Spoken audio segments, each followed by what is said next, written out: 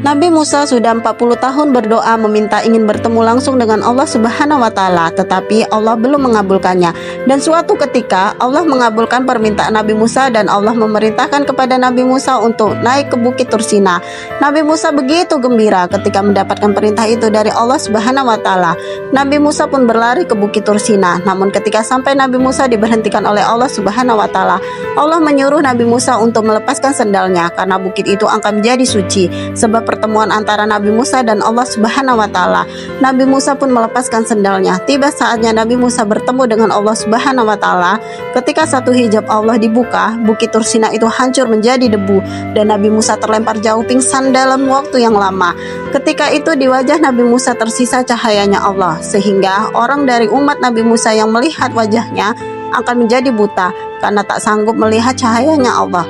Semenjak itu Nabi Musa menutup wajahnya selama 40 hari dan Nabi Musa juga melakukan taubat nasuha. Sementara Nabi Muhammad SAW mendapatkan undangan langsung untuk bertemu Allah Subhanahu wa Ta'ala.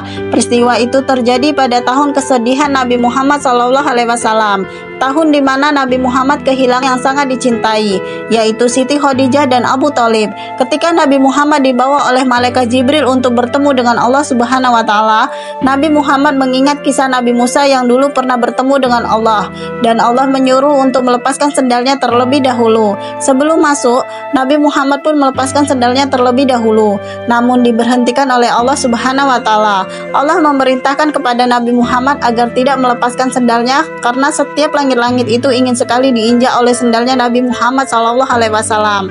Ketika selangkah lagi Nabi Muhammad masuk untuk berjumpa dengan Allah Subhanahu wa Ta'ala, malaikat pun mundur. Lalu Nabi Muhammad bertanya, "Wahai Jibril, mengapa engkau mundur? Mulai dari bumi sampai langit ketujuh engkau selalu menemaniku. Aku malu wahai Jibril, apakah aku pantas berjumpa dengan Allah Subhanahu wa Ta'ala?"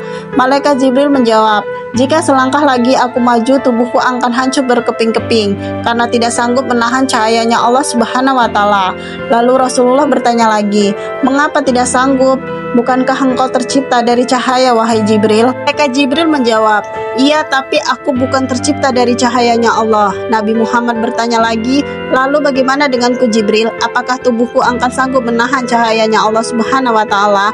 Malaikat Jibril menjawab, "Engkau akan sanggup ya Rasulullah, karena engkau tercipta dari setengah cahayanya Allah Subhanahu wa Ta'ala."